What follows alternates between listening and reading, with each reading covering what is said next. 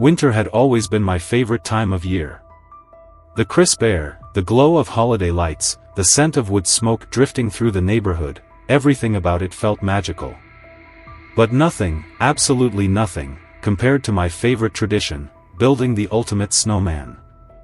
And when I say snowman, I don't mean some lopsided pile of snow with a carrot stuck in it.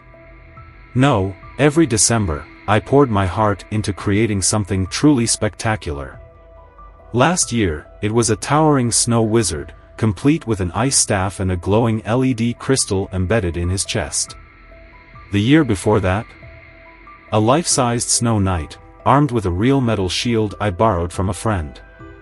These weren't just decorations. They were landmarks. Kids would stop by to take pictures, parents would smile as they passed, and for a few weeks each winter, our quiet suburb felt like a real community. But this year, everything changed. Because this year, Karen decided she hated it. If you've never dealt with a Karen before, let me explain. They don't just thrive on control, they live for it. They breathe rules, they feast on petty complaints, and their one true joy in life is making sure no one else is having any. And Karen? She was the worst of them all. She was the self-proclaimed president of our neighborhood's non-existent HOA, and for the past year, she had been terrorizing residents with her ridiculous demands. First, it was forcing people to repaint their fences an approved shade of beige. Then, she tried to fine a neighbor because their wind chimes were too cheerful. She even went after a couple down the street for daring to plant blue hydrangeas instead of white ones. No one actually took her seriously, but somehow, she still managed to get her way.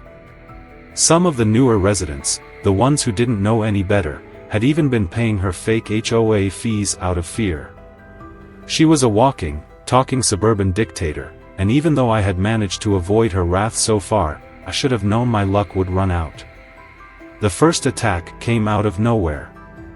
I woke up one morning, ready to admire my latest masterpiece, a majestic, full-sized snow dragon, complete with sculpted wings, sharp icicle claws, and glowing red LED eyes. It had taken me an entire weekend to build, and it was, without a doubt, my best creation yet. But when I stepped outside, all that was left was a massacre. The dragon's head was completely gone. Its wings had been smashed into the ground. Chunks of ice and snow were scattered across my lawn like debris from a battlefield. At first, I thought maybe some rowdy kids had knocked it over. Maybe an animal. Maybe even a freak accident. But then I saw it. A crisp, white envelope taped to my mailbox. HOA violation notice. Unauthorized yard decorations must be removed immediately. Failure to comply will result in escalating fines. Signed, Karen, HOA President. I stared at the letter in disbelief. There was no HOA. We had voted against forming 1 year ago. Everyone in the neighborhood knew it. Karen knew it. And yet, here she was, standing on her imaginary throne, making up rules that no one had agreed to. I clenched my jaw, feeling my blood start to boil. This wasn't just about a snowman. This was about control. She wanted to prove that no matter what, she owned this neighborhood. But if she thought I was going to just roll over and let her win, she had another thing coming. That afternoon, I didn't waste a second. If Karen thought a little intimidation was enough to make me back down, she clearly had no idea who she was dealing with. I rebuilt my snow dragon bigger, stronger, and packed tighter than before. This time, I wasn't just building a decoration, I was sending a message. I compacted the snow so densely that it felt almost like ice, smoothing out the wings and sharpening the details to make it look even more lifelike. I even reinforced the base, making sure it wouldn't collapse under any circumstances. And just in case Karen tried anything again, I repositioned my security cameras to capture every possible angle of my front yard. If she came back, I'd have every second of her destruction on record. Sure enough, she returned that very night. I was watching the security feed from my phone when I saw her familiar silhouette creep onto my property. Wrapped in her ridiculous bathrobe, she carried a shovel in one hand and, of all things, a spray bottle in the other. I squinted at the screen. What the hell was she planning this time? I didn't have to wait long for the answer. Karen lifted the shovel high and swung with everything she had, hacking at the snow dragon's body like she was performing some kind of twisted exorcism. The first blow barely made a dent, so she swung again and again, panting as she worked. And then, just when I thought she was finished, she pulled out the spray bottle and started dousing the remains with salt water. My stomach twisted in anger. That wasn't just destruction, she was making sure I couldn't rebuild it. The salt would turn the snow into a slushy mess, preventing it from refreezing overnight. I watched, seething, as she took a step back to admire her work, her smug expression practically glowing under the streetlights. Then, just like before, she left another violation notice taped to my door. As if she actually thought she was winning. But the next morning, things took an even darker turn. I woke up to the sound of my phone buzzing non-stop. My neighborhood group chat was exploding with messages, all of them asking the same question, "Ethan, what happened to your garage?" Still half asleep, I threw on a jacket and stepped outside, only to freeze in my tracks. My garage door had been spray-painted in massive red letters. HOA traitor. My pulse spiked. My hands clenched into fists. What the hell? I scanned the street, looking for any sign of who had done it, but there was nothing. Just a silent winter morning, cold and still. For a moment, I considered whether some neighborhood kid might have done it, but no, this wasn't random. This was personal. And I had a pretty good idea of exactly who was behind it. Before I could even take another step, a police cruiser pulled up to my driveway. Two officers stepped out, their expressions unreadable. One of them, a tall man with sharp eyes, nodded toward me. "Ethan?" he asked. "We need to talk." I blinked. Sure. What's going on?" The officer sighed. "We received a report of vandalism. A resident claims that you were caught on camera defacing your own property." I felt my brain short-circuit for a second. Wait. What? The second officer, a woman with blonde hair tied back in a ponytail, spoke up. "We've been provided security footage," she said. "The complainant says you did this yourself." I stared at them. "Are you serious? Why the hell would I vandalize my own garage?" The male officer pulled out a tablet and turned the screen toward me. And that's when I saw it. A blurry, grainy black and white video clip played, someone in a hooded sweatshirt standing in front of my garage, a spray can in hand. The footage was choppy, like it had been recorded on an ancient security system. But even at a glance, something felt off. The figure was roughly my height, sure, but the way they moved, the way they carried themselves, it didn't feel like me at all. And then I spotted it. The timestamp. It was from 3 nights ago. I exhaled sharply, shaking my head. "This is fake," I said immediately. First off, I wasn't even home that night. Second, that's not even my security footage. The blonde officer's expression didn't change, but I caught the slightest flicker of doubt in her eyes. "You have proof of your whereabouts that night?" she asked. "Yeah. I was at Debbie's house helping her set up Christmas decorations. She'll vouch for me." The male officer nodded. "We'll need to confirm that." I could already see how Karen thought this would go. She expected me to panic, to fumble for an alibi I didn't have, to make myself look suspicious. But she'd underestimated me. I had receipts, and I wasn't about to let her frame me. Less than 20 minutes later, Debbie had completely dismantled Karen's lie.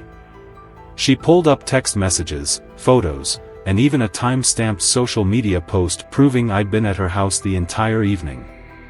The officers listened, exchanged a glance, and then turned their attention back to me. "All right," the male officer said, sounding more convinced. "It seems like there's a discrepancy here.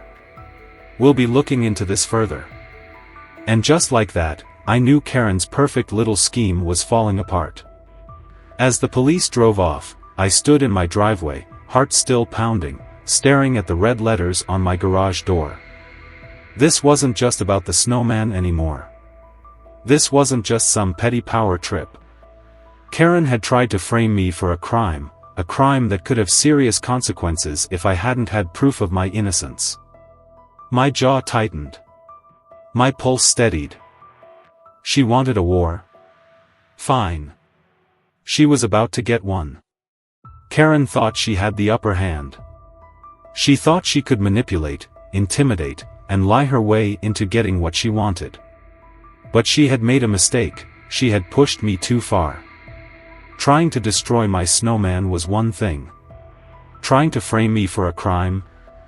That was war. And if she wanted a battle, I was more than ready to give her one. That afternoon, I got to work. If Karen wanted to tear down my snowman, I was going to build something she couldn't touch. Not just a snow sculpture, a fortress.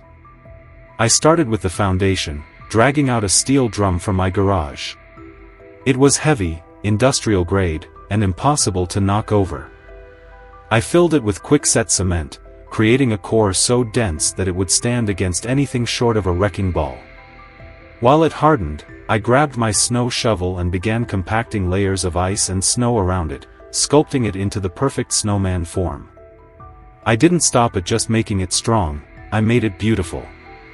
I carefully shaped the rounded body, added just enough fresh powder to give it the classic soft look, and even decorated it with a top hat and scarf so it looked completely harmless. No one would suspect that beneath the innocent winter cheer was 300 pounds of pure Karen-proof destruction. But I wasn't done. Karen had escalated from simple kicks to full-blown assault with a shovel, so I needed to make sure she felt it if she tried again. I grabbed my garden hose and lightly sprayed the surface of the snowman, letting the water freeze into a thin, nearly invisible layer of ice. The result? If she swung a shovel at it again, it would bounce right off, and the vibration alone would make her hands sting for hours. Still, I knew Karen. If brute force failed, she'd turn to something else. That's when I remembered her other favorite weapon, her SUV. I had seen her nudge trash cans out of the way with her bumper, push a mailbox until it fell, and even clip a kid's bicycle once, pretending it was an accident. I had no doubt in my mind that if she couldn't destroy my snowman with her hands, she'd try ramming into it with her car. That's when I decided I needed one last line of defense. I dug carefully at the base of my snowman and slid in a few carefully placed bricks, burying them just beneath the layers of snow. Not visible. Not excessive. Just enough that if she hit it, she wouldn't be knocking it over, she'd be wrecking her own front bumper. I stepped back, admiring my work. To anyone passing by, it was just an ordinary snowman, a simple piece of holiday fun. But to me, it was a trap waiting for Karen to take the bait. And take it, she did. That evening, as the sun dipped below the horizon and the neighborhood grew quiet, I set up my security cameras again, positioning them perfectly to capture what I knew was coming. Then, I made myself a hot chocolate, sat by my window, and waited. I didn't have to wait long. Right on schedule, Karen's SUV rolled down the street, slowing as it approached my house. I could see her shadow through the windshield, sitting stiff and tense behind the wheel. She stopped just outside my driveway, staring at the snowman that refused to die. For a moment, I thought she might just give up. Maybe, just maybe, she had finally accepted that she wasn't going to win this fight. But then, her SUV lurched forward. I watched as she parked, stepped out, and yanked a brand new shovel from her trunk. She stomped across my yard with the fury of a dictator on a mission, her breath coming out in angry puffs of steam in the cold air. With a deep inhale, she raised the shovel high over her head and swung. Clang! The impact rang through the night like a bell. The moment the metal hit the ice-coated surface, it recoiled violently, sending shockwaves up her arms. Karen let out a startled yelp, dropping the shovel as she stumbled backward, shaking out her hands. She hadn't expected that. And I had to bite the inside of my cheek to keep from laughing. But she wasn't done. Oh no, Karen was nothing if not determined. I saw her lean in, inspecting the snowman like it had personally betrayed her. Maybe she saw the ice glaze. Maybe she noticed how solid it felt beneath the surface. Whatever the reason, she took a step back, pulled out her phone, and made a call. My stomach twisted with anticipation. What was she doing? 5 minutes later, I got my answer. The distant rumble of an engine made my pulse spike. I watched as Karen marched back to her SUV, climbed inside, and positioned the vehicle directly in front of the snowman. I felt a mix of excitement and pure disbelief. She wasn't going to leave this to chance anymore. She was going to ram it. I could see her gripping the wheel, revving the engine once, twice.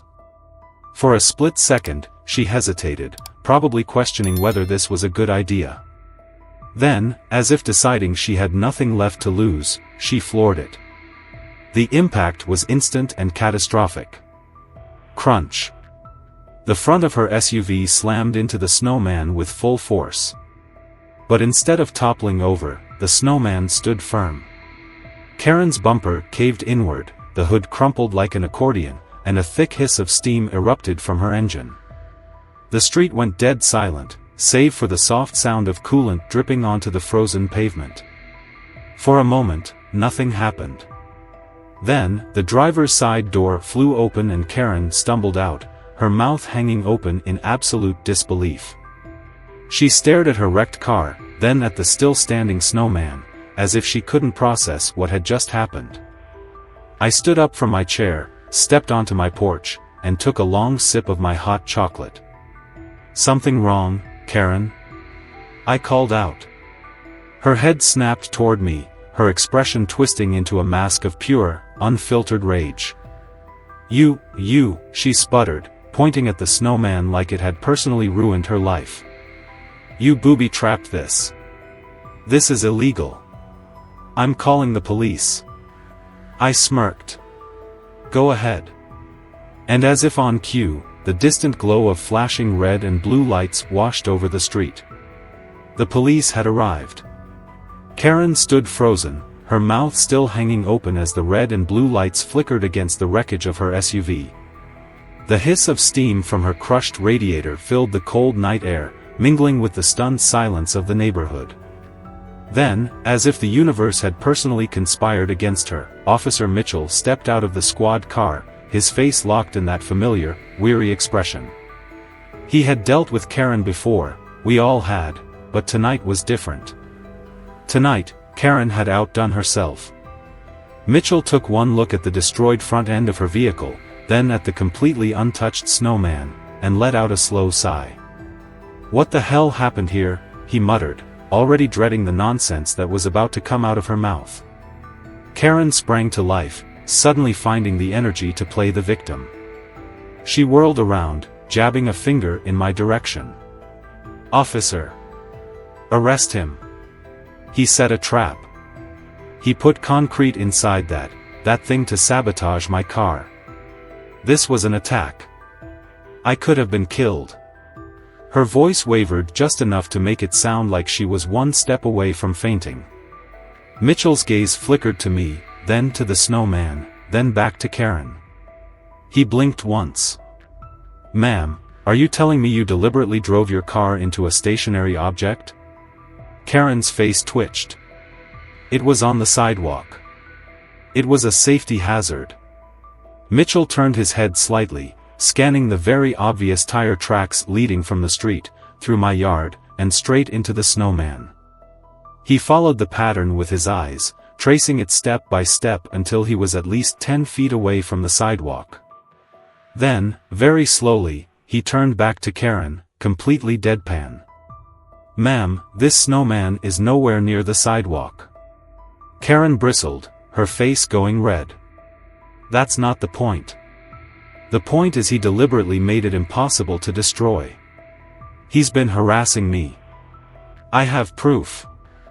I folded my arms, watching the show unfold. Oh yeah? And what proof would that be? Karen let out a triumphant scoff, reaching into her robe pocket and pulling out, of all things, a stack of printed-out HOA violation notices. She shoved them at Mitchell. These are legally binding. He's been ignoring regulations, building unauthorized structures, and provoking me. I had every right to remove the obstruction from community property. Mitchell pinched the bridge of his nose, exhaling like he was summoning patience from another dimension. Karen, we've been over this. There is no HOA. Karen's eyes twitched violently. Yes, there is. Just because certain people refuse to acknowledge it doesn't mean it's not real. Mitchell stared at her for a long moment. All right, he said, tucking his notepad away. Ma'am, I'm gonna need you to call a tow truck. Your vehicle is not drivable. Karen's mouth opened and closed, like a fish gasping for air. You're not going to arrest him? Mitchell's face was unreadable. For what? Having a snowman? Karen let out a hysterical noise, stomping her foot like a child. You'll be hearing from my lawyer. I'm suing him for property damage. My car is totaled because of his sabotage. I grinned. Well, that's a first, someone suing a snowman. Be sure to let me know when Frosty gets his subpoena. Karen let out a shriek of frustration, grabbed her phone, and stormed back to her house, her ruined car still steaming in my driveway. I thought that would be the end of it. But I underestimated just how far Karen was willing to go. The next morning, I woke up to a legal notice taped to my door. At first, I thought it was just another one of her fake HOA fines, but then I saw the letterhead, an actual law firm. My stomach twisted as I read the first few lines. Dear Mr. Ethan, our client, Ms. Karen, has retained our services regarding your malicious and unlawful actions that resulted in the destruction of her personal property.